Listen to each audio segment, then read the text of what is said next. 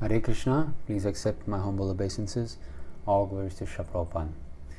So we will be reading the Vrajavasi narration, the glories of Śrāvaṇa-kṛṣṇa Ekādaśī, also known as Kāmikā Ekādaśī, from the Brahmā-vaivarta Purāṇa.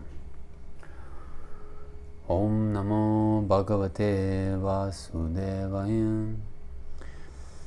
Om Namo Bhagavate Vasudevaya.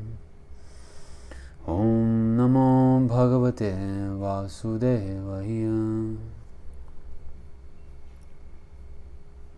Kāmikā Ekādaśī. Maharaj Yudhishthira said, O Supreme Lord, I have heard from you the glories of fasting on Devashayini Ekādaśī, which occurs during the light fortnight of the month of Ashadha. Now, I would like to hear from you the glories of the Ekādaśī that occurs during the dark fortnight of the month of Śrāvaṇa, July-August. O Govinda, please be merciful to me and explain its glories. O Vasudeva, I offer my humble obeisances unto you. The Supreme Lord Śrī Kṛṣṇa replied, O King, please listen attentively as I describe the auspicious influence of this holy fast day, which removes all sins. Narada Muni once asked Lord Brahma about this same topic. O Regent of all, said Naradaji, O you who sit upon a water-borne lotus throne, please tell me the name of the Ekādaśī that occurs during the dark fortnight of the sacred month of Śrāvaṇa. Please also tell me which deity is to be worshipped on that holy day, the process one must follow to observe it, and the merit it awards. Lord Brahma replied, My dear son Narada, for the benefit of all humanity, I shall happily tell you everything you wish to know, for just hearing the glories of the Kāmikā Ekādaśī bestows merit equal to that obtained by one who performs a horse sacrifice. So here Lord Brahma is referring to the horse sacrifice. So a king would set loose a wild horse, a sacrificial horse, and this horse will simply wander about, and he would follow it with his army, and wherever the horse would go to, which city, which country, the king would approach the local king and say, do you accept me as the ruler? And if the king did not, then he wouldn't have to fight in this way. So in this way he would follow the sacrificial horse until it returns to his own country. Certainly great merit is attained by one who worships and who also meditates on the lotus feet of the four-armed Lord Gadadhar, who holds conch shell, disc, club, and lotus in his hands, and who is also known as Sridhar, Hari, Vishnu, Madhava, and Madhusudana.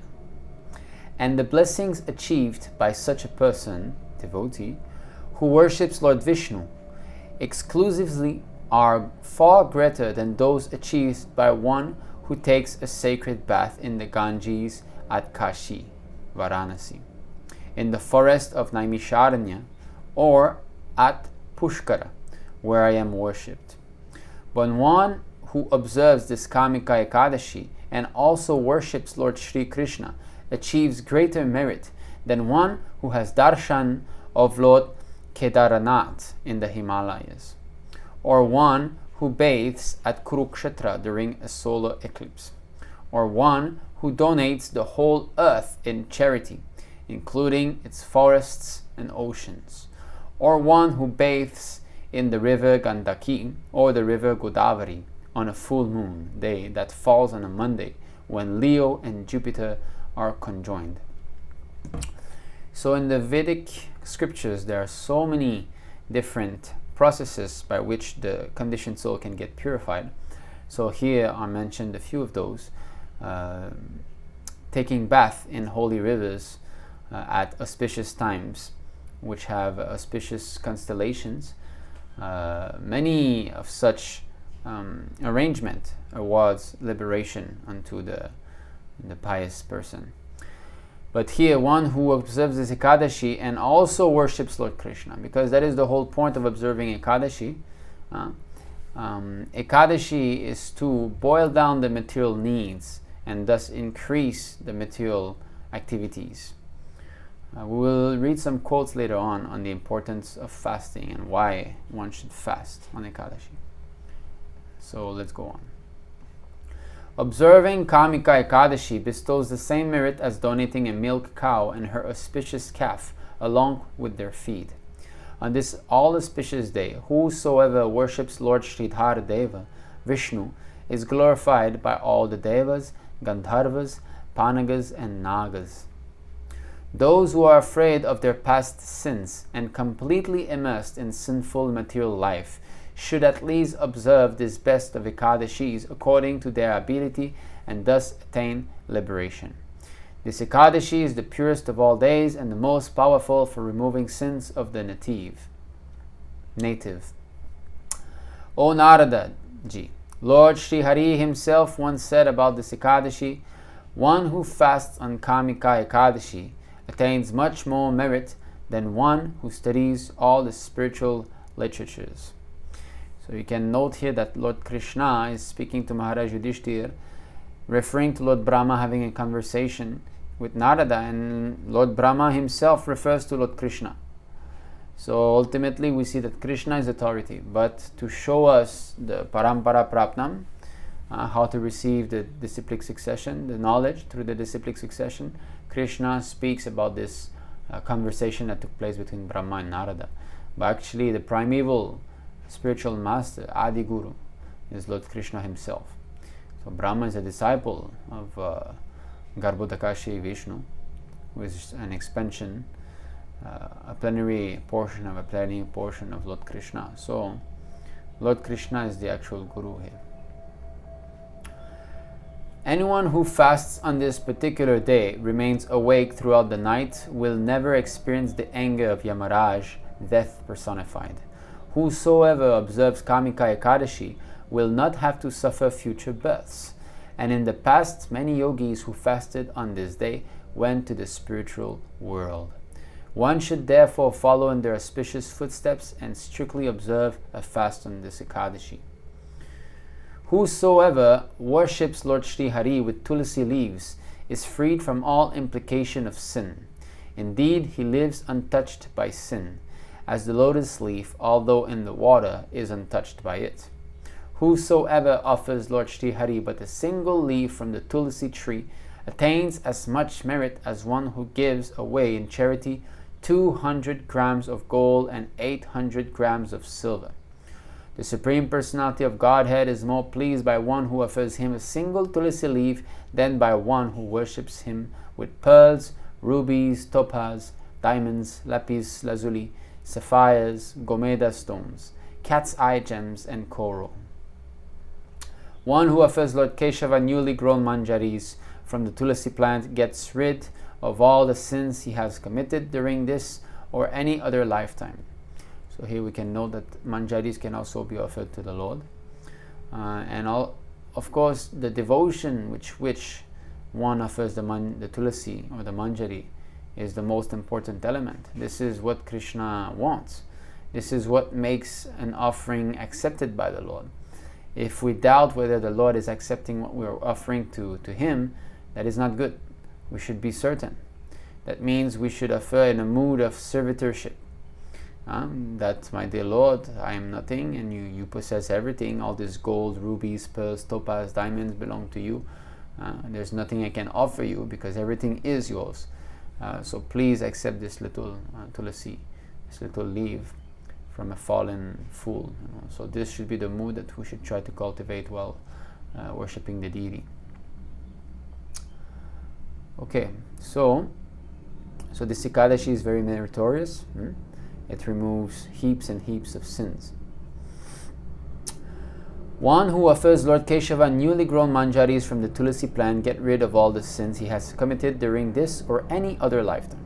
Indeed, Mere darshana of the Tulasī on Kāmikā Ekādaśī removes all sins, and merely touching her and praying to her removes all kinds of disease. Now, that is nice. Tomorrow, Ekādaśī, let us make sure that we will worship Tulasī Devi nicely. And when we offer water to her, when we turn around her, let us invoke a mood of devotion that, dear Śrīmatī Tulasī Maharani, please engage me in the service of the Supreme Lord. You are His internal potency. You bestow devotional service upon the sincere souls. Please keep me a little speck of service in the realm of the Supreme Lord. Goloka Vrindavan. One who waters Tulasī Devi need never fear the Lord of Death, Yamaraj. One who plants or transplants Tulasī on these days will eventually reside with Lord Śrī Kṛṣṇa in his own abode. To Śrīmatī Tulasī Devi, who awards liberation in devotional service, one should therefore daily offer one's full obeisances. Here I do not know, it is said one's full obeisances. Generally, during the Tulasī Puja, the Prabhus also bow down on their knees like Matajis do. Here it says one full obeisances. I do not know if the translation is correct. But I believe that we are following the system that Prabhupada shown when he was physically present. So, and in any case, bowing down is mostly done with the mind. Although in the body itself, it's called an austerity of the body in the Bhagavad Gita, bowing down before superiors. Lord Krishna says that bowing down is an austerity of the body. But a mere show of bowing down without actually being absorbed into a devotional attitude will not help. A mere show of worshipping the deity or worshipping Tulasī Devi, and our mind wanders left and right, thinking of families or any mundane stuff, that is not good. We should be cautious to see where the mind wanders and then bring it back by force. That no, this is important. I should show respect to the deities and Śrīmatī Tulasī Maharani. The mind will wander, because this is the nature of the mind. Unless we reach a higher platform of devotional service, the mind will wander. But when we notice that, bring it back under control, and again at the lotus feet of, in this case, Śrīmatī Maharani. Let's go on. Even Chitragupta, Yamaraja's secretary, cannot calculate the merit obtained by one who offers Śrīmatī Tulasī Devi a perpetually burning ghee lamp. So dear is this sacred Ekādaśī to the Supreme Personality of Godhead that all the forefathers of one who offers a bright ghee lamp to Lord Śrī Kṛṣṇa on this day ascend to the heavenly planets and drink the celestial nectar there. Whoever offers a ghee or sesame oil lamp to Śrī Kṛṣṇa on this day is freed from all his sins and enters the abode of Surya, the sun deity, with a body as bright as 10 million lamps. So here we can see the difference between Prakrita Bhakta and Suddha Bhakta. So of course, between Prakrita Bhakta, which is the third class devotee, the Kanishta Adhikari, and the Suddha Bhakta, which is above the three modes, there is also the second class pure devotee, we can say, who has no material desire, but still feels the result, or we can say the reactions of the three modes under which he was conditioned previously. So here is an example of someone who would worship Tulasī Devi or Lord Śrī Kṛṣṇa with a desire to attain heaven. So it's very easy to attain heaven for a devotee. That is very, very easy. There's no difficulty at all. You simply offer, like here, a ghee lamp, a ghee oil. How hard is this? You offer it to the Lord and boom, you go to heaven. But the devotee doesn't want that. The devotional service is actually absolute. So therefore, the method and the reward is the same. So the more one does devotional service, the more he is given the chance to do devotional service, because this service is awarded by Śrīmatī Tulasī Maharani. She is the attendant of the Lord, and she finds different service for different devotees. So the more we are sincerely performing devotional service, the more we will get some. And the more we perform, the more there stays. And the more there stays, the more we want to do. And in this way, it just goes on unlimitedly. It's a perpetual expansion, increasing the ocean of transcendental bliss, just like Lord Chaitanya Mahaprabhu says in his Shikshashtakam. O Yudhishthira, Lord Śrī Kṛṣṇa concluded, these were the words Lord Brahma to Narada Muni concerning the incalculable glories of this Kāmikā Ekādaśī, which removes all sins. This sacred day nullifies even the sin of killing a Brahmana, or the sin of killing an unborn child in the womb, and it promotes one to the spiritual world by making one supremely meritorious. Whoever hears these glories of the Kāmikā Ekādaśī with faith becomes free of all sins and returns home back to Vishnu Loka. Thus ends the Vrajavasi narration of the glories of the Śrāvaṇa-kṛṣṇa Ekādaśī, or Kāmikā Ekādaśī, from the Brahmā-vaivarta Purāṇa. So, yes, see how important it is to follow Ekadashi. The pious result of performing Ekadashi are incalculable. And actually, here it was says, Chitragupta, which is Yamarash's secretary, cannot calculate how much merit one gets, because there is no you cannot compare spiritual benefit, devotional service, to any material benefit. It's not possible. There's a verse in the CC, in Chaitanya Charitamrita, that says that one who thinks that chanting Hare Krishna is equal to performing, I think it was 1,000,000 horse sacrifice or something, is an atheist, I believe they call him. So just see, just chanting Hare Krishna is supremely powerful. It's the Lord's name, and it cannot be compared to any material gain, because ultimately one goes back to his original position in the spiritual world and engage in eternal living service with the Lord. Just think about it. So there's no comparison to this, being freed from the cycle of birth and death. We are very, very puny, and therefore we cannot, understand these things, calculate these things. It's beyond. Let us see a few quotes. This is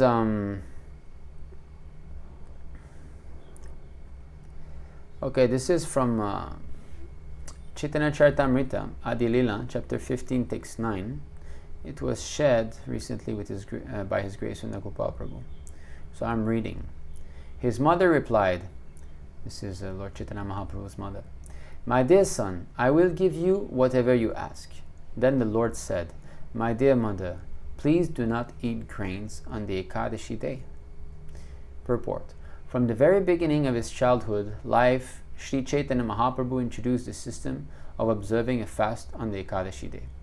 In the Bhakti Sandarbha by Srila Jiva Goswami, there is a quotation from the Skanda Purāṇa admonishing that a person who eats grains on Ekadashi becomes a murderer of his mother, father, brother, and spiritual master. And even if he is elevated to the Vaikuntha planet, he falls down. This is the first time I hear. Normally, every time you hear that one goes back to the spiritual world, he never falls down. Of course,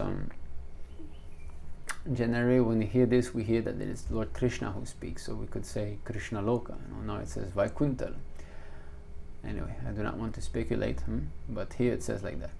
On Ekadashi, everything is cooked for Vishnu, including regular grains and dahi. But it is enjoined that the Vaishnava should not even take Vishnu Prasad on Ekadashi. It is said that a Vaishnava does not accept anything eatable that is not offered to Lord Vishnu. But on Ekadashi, a Vaishnava should not touch even Mahaprasad offered to Vishnu, although such prasad may be kept for being eaten the next day. It is strictly forbidden for one to accept any kind of grain on Ekadashi, even if it is offered to Lord Vishnu. So just see the amount of sins that one occurs by eating grains on Ekadashi. So much sins that you become the murderer of his mother, father, brother, and spiritual master. Can you imagine how heavy it is? So we must be very, very careful. If we take it leniently that I have low blood sugar, or I have this, that, I need grains, and then you're taking care more about your body than your own self. That is not very intelligent. Next verse, Adilila, chapter 15, text 10. Mother Sachi said, "You have spoken very nicely. I shall not eat grains on Ekādaśī." From that day she began to observe fasting on Ekādaśī. Purport. It is a prejudice among Smarta Brahmanas that a widow must observe fasting on Ekādaśī, but a woman who has her husband should not.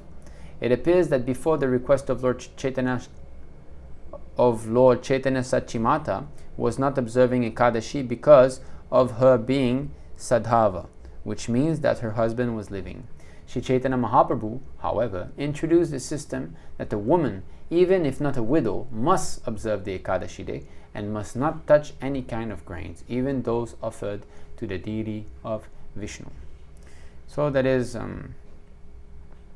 nice, that we know that this system has been introduced by Chaitanya Mahaprabhu very rigidly. He started to preach from his young age that we should follow Ekādaśī. This has been followed by the six Goswamis. It's been given to us by Srila Prabhupada. So we are following in their footsteps. That is very nice. Now concerning fasting, why fasting? It is a tapasya. Okay, so there's a nice verse concerning austerity. Śrīmad Bhagavatam, Canto 4, Chapter 28, text 35 and 36. In the province of Kulachala, there were rivers named Gandravasa, Tamrapani, and Vatodaka. King Malayadvaja used to go to those pious rivers regularly and take his bath there. Thus he purified himself externally and internally. He took his bath and ate bulbs, seeds, leaves, flowers, roots, fruits, and grasses, and drank water. In this way he underwent severe austerities. Eventually he became very skinny. Just see what he ate. Very austere. Because actually we're not this body. The body requires to eat, but not the spirit soul. So the more we eat, the more we absorb our consciousness that we are this body and it needs to be maintained because we are it. And the more we eat, the more we expend within matter. Just see, we eat, we become fatter, we are expending materially. But the whole point is to expend spiritually. Purport is very important here.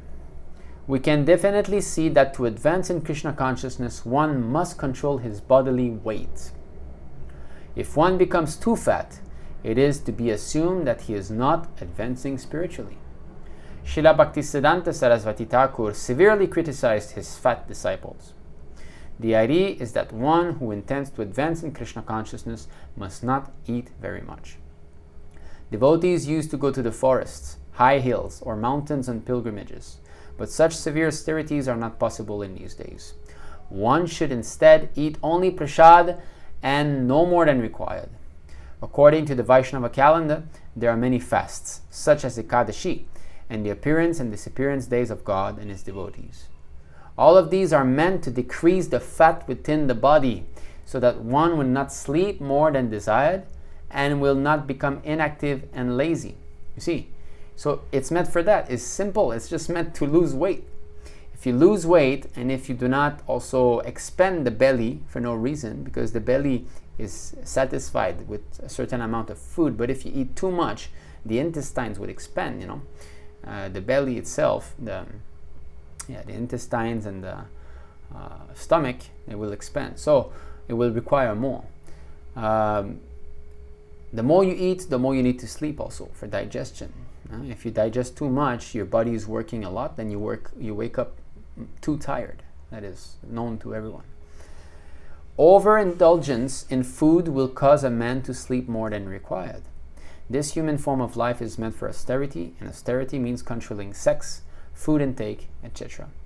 In this way, time can be saved for spiritual activity, and one can purify himself both externally and internally. Thus, both body and mind can be cleansed. Yes, just think about it. Let's say you did not have to take 3 meals a day and you did not have to sleep. How many hours have you gained? Right? You can gain 8 hours at least. So, what can you do in 8 hours plus a day? So much time we're spending sleeping and eating. So that should be diminished. And we should focus on advancing spiritually. So Ekādaśī is a good opportunity for this. So we hope you have enjoyed. So here is the conclusion of the narration of Kāmikā Ekādaśī from the Brahmā-vaivarta Purāṇa. Thank you very much. Hare Krishna.